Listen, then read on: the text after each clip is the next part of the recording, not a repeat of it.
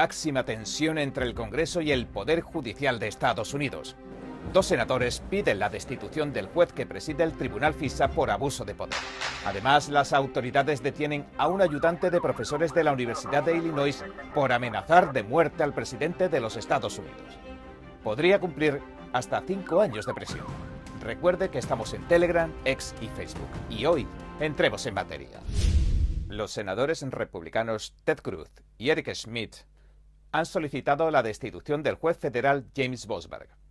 La petición marca un momento inédito en la relación entre el Congreso y el Poder Judicial. El magistrado preside varios casos de alto perfil que incluyen investigaciones contra senadores y órdenes judiciales que se mantuvieron en secreto. La solicitud, que ya obra en poder del presidente de la Cámara de Representantes, Mike Johnson, propone que se inicie un juicio político contra Boasberg. Lo acusan de irregularidades tanto en sus órdenes judiciales como en la supervisión de investigaciones federales. Este episodio, que involucra tanto al Congreso como al sistema judicial, no es un hecho aislado. Más bien representa un punto de fricción en la relación entre poderes que se extiende desde hace décadas y plantea interrogantes sobre la rendición de cuentas, la independencia judicial también y los procedimientos de supervisión federal. Pero se estarán preguntando, ¿quién es el juez James Boasberg? ¿Y qué hechos concretos han llevado a que dos senadores soliciten su destitución? Bien, a continuación vamos a repasar los antecedentes y las acciones judiciales que han marcado su carrera y que hoy vuelven a centrar la atención de un país. James Boasberg es un juez federal de Washington, D.C. y además preside el Tribunal FISA, que se encarga de supervisar y autorizar las solicitudes del gobierno para vigilar a la inteligencia extranjera dentro del país. Y entre sus decisiones más controvertidas está la autorización para recolectar datos de los teléfonos de 9 senadores republicanos. Lo hizo en el marco de la operación Arctic Frost del gobierno de Biden. Ayer ya informamos de que se ha desclasificado un documento que mostraba que habían vigilado también a más de 100 republicanos, algunos cercanos al ahora presidente Trump. Si quiere verlo, es el programa de ayer. Boasberg también emitió órdenes judiciales que prohibían a las compañías de telefonía informar a los objetivos sobre estas órdenes, es decir, que guardaran el secreto.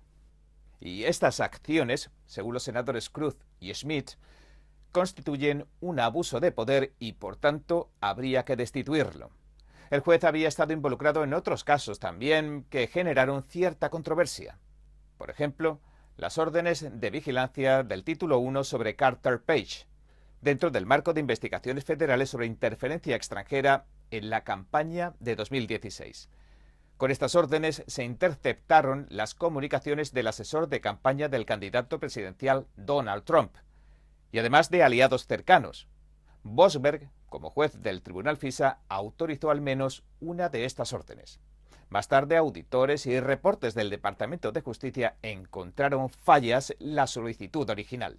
Al parecer, la solicitud de vigilancia contenía información incompleta o engañosa sobre una supuesta relación del asesor Page con Rusia. Y esto generó debates políticos y legales sobre la vigilancia de los estadounidenses. ¿Recuerdan el caso de Kevin Clinesmith? El agente del FBI que salió en libertad condicional tras reconocer públicamente que había falsificado solicitudes FISA. Boasberg presidió el juicio y le aplicó una sanción leve. Una medida que algunos consideraron insuficiente para el nivel de la infracción. ¿Y la condena de Ray Epps?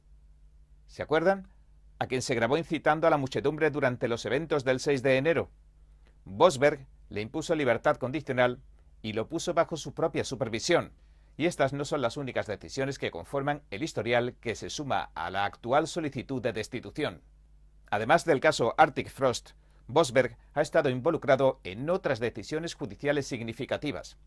Por ejemplo, obligó al vicepresidente Mike Pence a testificar ante un gran jurado sobre sus conversaciones con el expresidente Donald Trump. Una acción que planteó y plantea preguntas sobre los privilegios ejecutivos.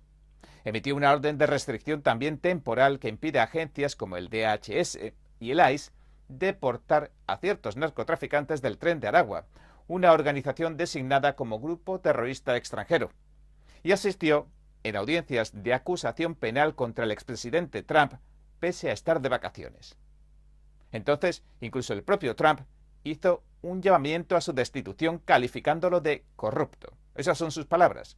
Y el presidente del Tribunal Supremo, John Roberts, le salió al paso y emitió una declaración pública. Dijo esto: durante más de 2 siglos se ha establecido que el juicio político no es una respuesta apropiada ante un desacuerdo sobre una decisión judicial.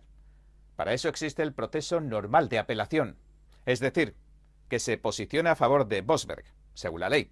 En otras palabras, el caso Boasberg no surge de la nada. Boasberg es parte de una relación histórica de tensiones entre el Congreso y el Poder Judicial de Estados Unidos, y especialmente en un momento que sus decisiones judiciales se dirigen a figuras políticas de alto perfil y, en concreto, al presidente. Ahora los senadores Cruz y Schmidt sostienen que las acciones de Boasberg representan un abuso de poder y que debería de rendir cuentas judicialmente. Por otro lado, la defensa institucional, que encabeza el propio Roberts, indica que existen mecanismos legales para apelar y revisar sus decisiones, y que el juicio político no es la vía adecuada. En suma, la solicitud de destitución del juez James Boasberg representa un punto de inflexión en las relaciones entre el Congreso y el sistema judicial federal. Recapitulando, las decisiones de Boasberg abarcan investigaciones de alto perfil, supervisión de agentes federales y órdenes de seguridad nacional, pero lo que hoy observamos es el punto máximo del debate entre política, justicia y seguridad.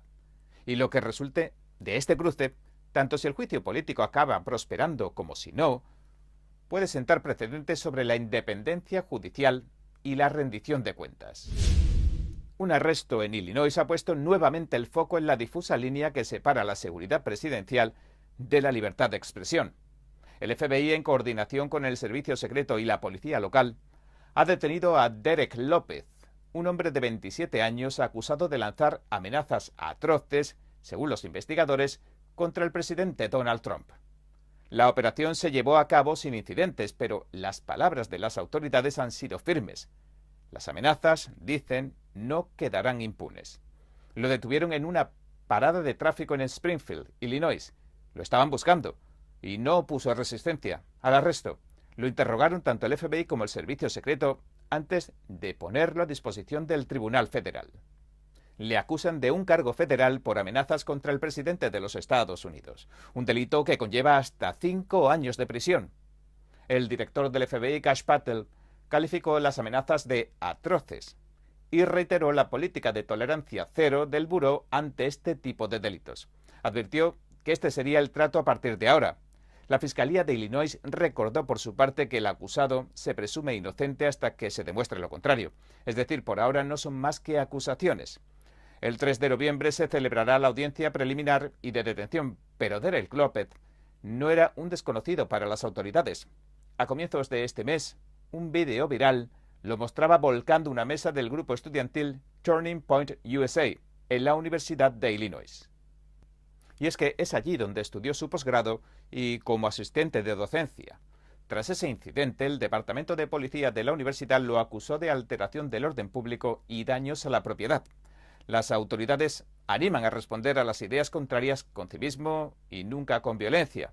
La universidad también condenó las acciones de López y subrayó su compromiso con el respeto a todos y cada uno de los puntos de vista. Pero este caso no es el primero en el que se presentan cargos por amenazas contra el presidente Trump. En agosto de 2025, por ejemplo, arrestaron a una mujer, Natalie Rose Jones, de 50 años. Publicó algunos mensajes declarando estar dispuesta a sacrificar al presidente. Según documentos judiciales, Jones confesó al servicio secreto que mataría a Trump si tuviera la oportunidad y que su motivación estaba relacionada con las muertes por la pandemia de la COVID-19. En el momento de su detención, la fiscal federal Jeanine Pirro señaló que amenazar la vida del presidente es uno de los delitos más graves y que se procesará con firmeza. Y es que las autoridades aseguran que las amenazas contra figuras públicas en Estados Unidos han aumentado en los últimos años. Atribuyen este incremento a la polarización política, la división, los discursos virales violentos en redes sociales y la difusión de información sin control.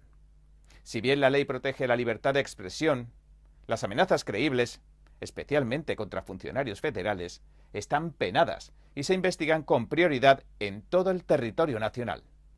El caso de Derek López reabre el debate sobre dónde trazar la línea entre la crítica política y la amenaza criminal, una cuestión que sigue siendo central en la era digital. Y es que, en tiempos de fuertes tensiones políticas, las palabras pesan. Y en un país donde la libertad de expresión es piedra angular, también lo es la rendición de cuentas que conlleva. Derek López se presentará ante la justicia el 3 de noviembre, como decimos, y por ahora, el mensaje de las autoridades es más que claro. La violencia, aunque sea de palabra, trae consecuencias. Este suceso, como decimos, no es algo aislado. Por el contrario, se inserta en un patrón de radicalización y tensión política cada vez mayor, donde la frontera entre libertad de expresión y las amenazas se tiene que examinar caso por caso, tanto por los tribunales como por la opinión pública. ¿Y usted qué opina? A partir del 1 de noviembre, 42 millones de estadounidenses, sí, han oído bien, 42 millones de estadounidenses podrían despertarse y encontrar que sus tarjetas de asistencia alimentaria carecen de saldo. No se trata de un error técnico ni de un fraude masivo, sino del reflejo más directo de un desacuerdo político que ha dejado al país, una vez más, en punto muerto. Todo va a salir bien.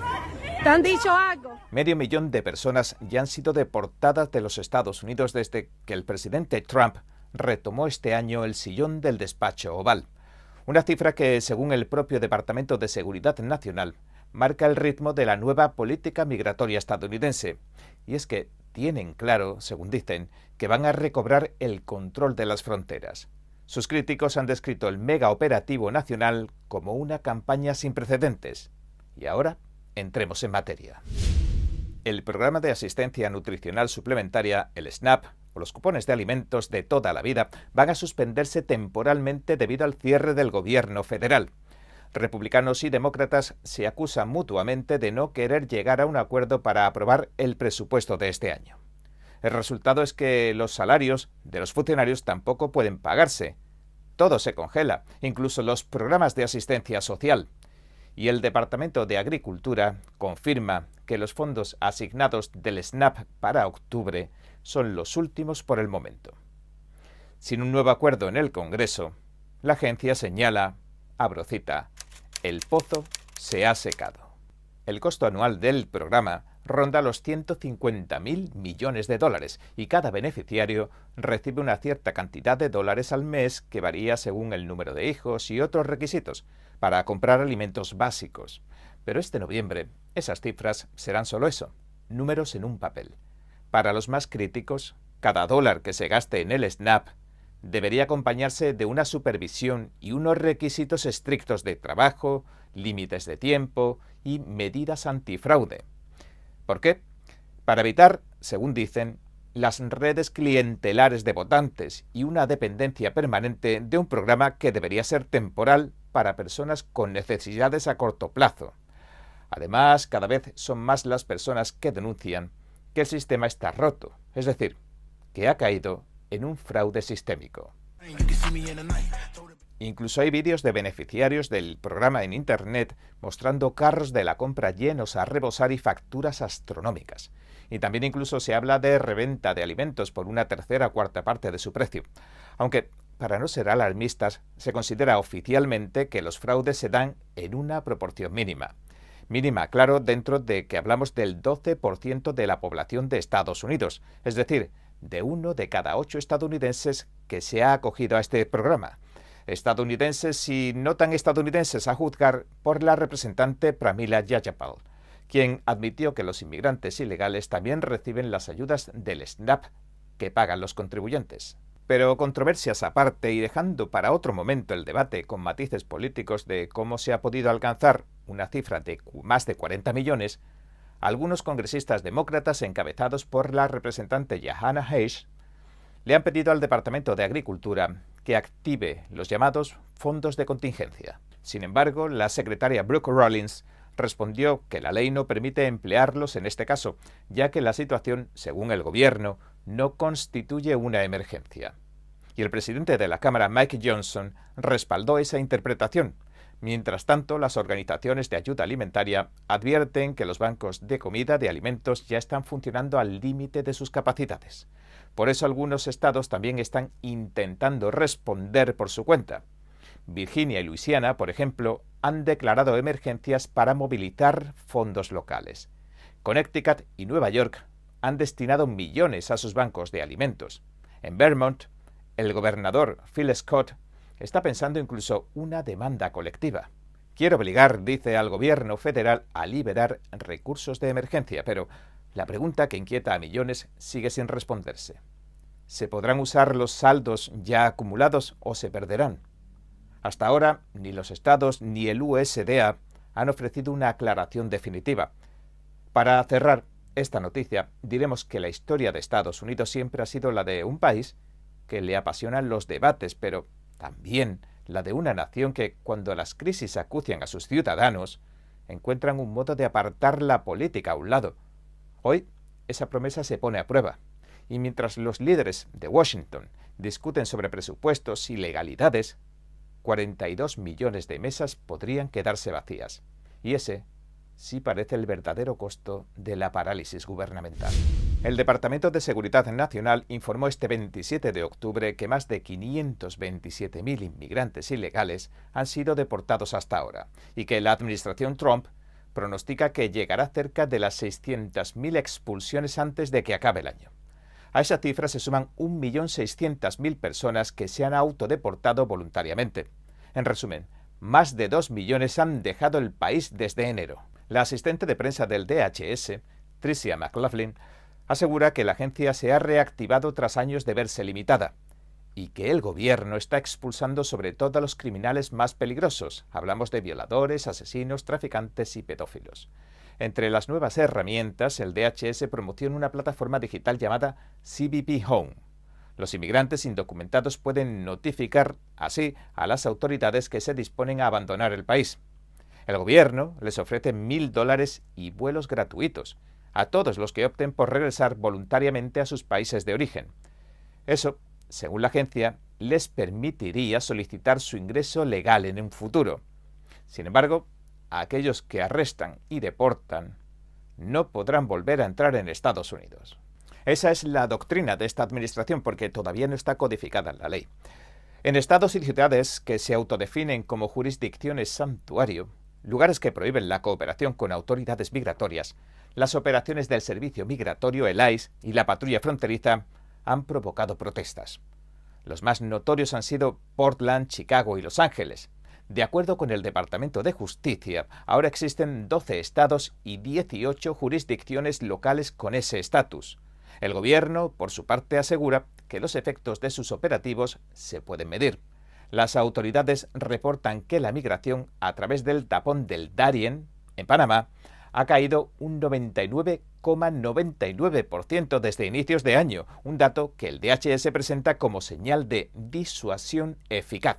Y mientras tanto, los congresistas demócratas han lanzado una investigación sobre los presuntos abusos que cometen los agentes migratorios. El senador Richard Blumenthal y el representante Robert García le enviaron una carta a la secretaria de Seguridad Nacional, a Kristi Noem. Aseguran que han detenido ilegalmente a un mínimo de 170 estadounidenses en los últimos 9 meses.